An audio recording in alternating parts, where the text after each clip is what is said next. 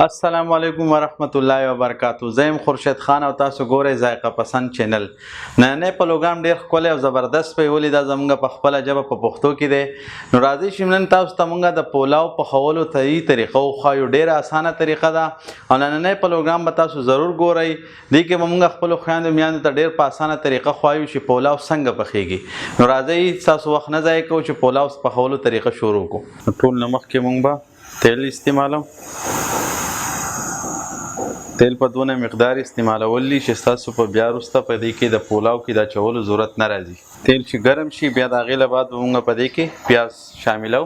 تیل ګرم شوي دي، په دې کې به اوس مونږ پیاز شامل کړو. یوه غوټه پیاز مونږ راغستې دي،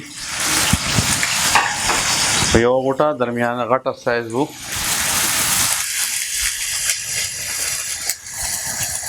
پیاز مونږ له ډېر زیات سره کول نه دي، لکه څنګه چې مونږ بریاني دپاره پیاز ګولډن کلر کو هغه شانتي نه دی پکار. خو چې لوکوټې د دې دا اوبه وچې شي بس په هغه ټایم له بعد به مونږ بیا په دې کې غوښه او نور سامان میلاو. ګورئ د پیازو کلر هلکه دغه شو، ګولډن کول نه دي زیات. که تاسو پیاز زیات ګولډن کړو بیا به د پولاو کلر کې فرق راځي. اوس په دې کې مونږ کومه غوښه چې ده دا مونږ وختي خوټ کوله تیاره پرته ده. دا په دې کې اوس لوکوټې فرای کړو چې لوکوټې د دې کلر دغه شي.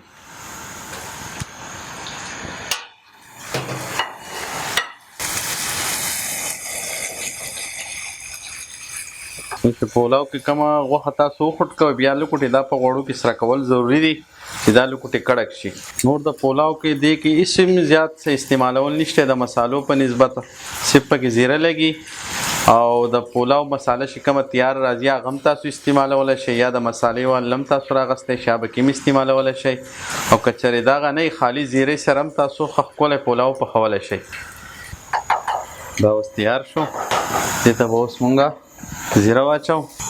یوه چمچه څلور چمچې مونږ دې ته زیره واچوله. او دا یوه مساله مونږ د پولاو مساله سپیشل تیاره کړې ده. 3 چمچې به دې ته مونږ دا واچو. اوس په دا سره سره مکس کړو. دا تیار شو. اوس په مونږ داسې کار وکړو چاول به اوس دغه کوو. دا به یو سیټ کېدو له اول چې چاولو پتیلې کې سیټ اپ برابر کړو. دا پای کې بیا شاملو. دا مونږ د کومه د غوښې له شوروا ویستې او مونږ جدا یې ښودې وه. دا په دې کې اوس شاملو مونږ نور او بیا د چاولو سره برابرتیا وکړو. اوس په دې کې مونږ کومه تنکشې مونږ غوښه فرای دغه کړې وه پیاز هغه اوس دې ته واچو.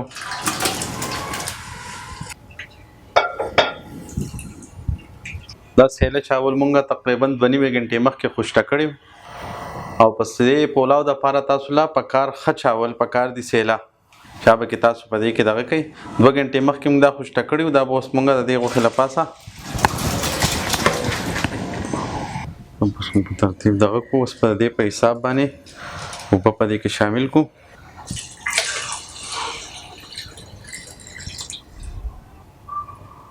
په غوښې خوټ کېدو په دوران کې مونږ مالګه اچولې وه. اوس په مونږ مالګه چیک کړو، که کمې نو نور به کې شامله کړو، که نه هغه وله پوره وه. دا باید چې ته راولړئ تاسو. د دې له پاسه دونه اوبه پکار دي کم شي تاسو د ګوتې د یو بند نه لږ کم وي زیاتې نه. دغونه اوبه به تاسو د چاول له پاسه اچوئ. ولې چې چاول یې مونږ صرف خوشتې کړی وي خوټ کولې نه دي. هغه به په دې اوبو کې ښه ښکلې پخې شي. دې دا شوروا وسکو.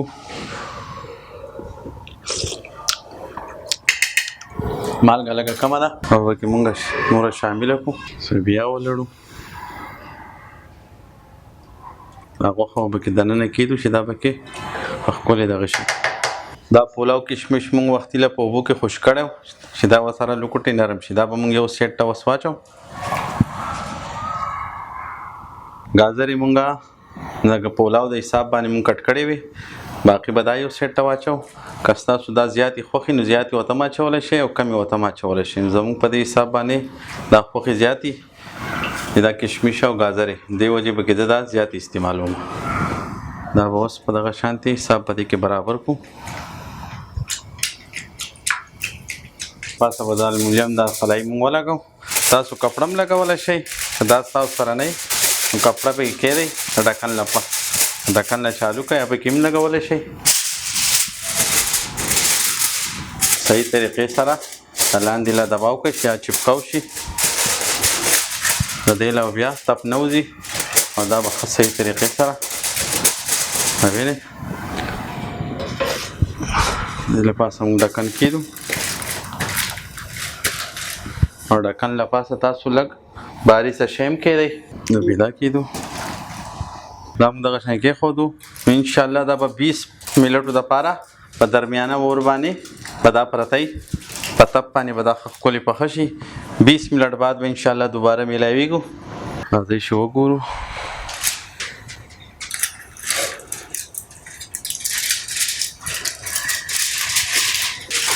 ماشاءالله څومره ښکلی او زبردست راغلی دی او لو موږ د دې له دا کشمیش او دا ګازرې غونډې کړو دا به بیا پې وروسته سجاوټ لپاره اچوو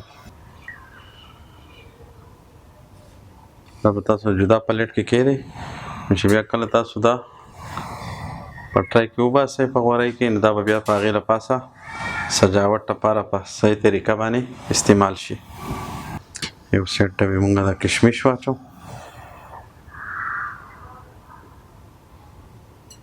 صحیح طریقې سره ولړو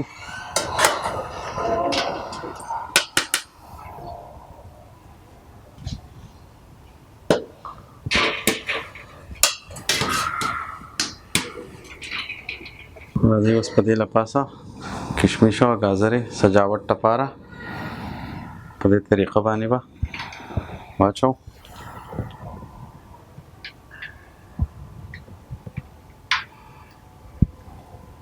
دا نننی زموږ افغاني پولاو که ویډیو ستاسو خوښه ضروري لایک کړئ زموږ چینل ورسره هم سبسکرایب کړئ په کومنټس کې موږ ته خامخا ووایئ چې څنګه نننی پروګرام اوس خپل ورور خورشید له اجازت ورکړئ د لوی الله په امان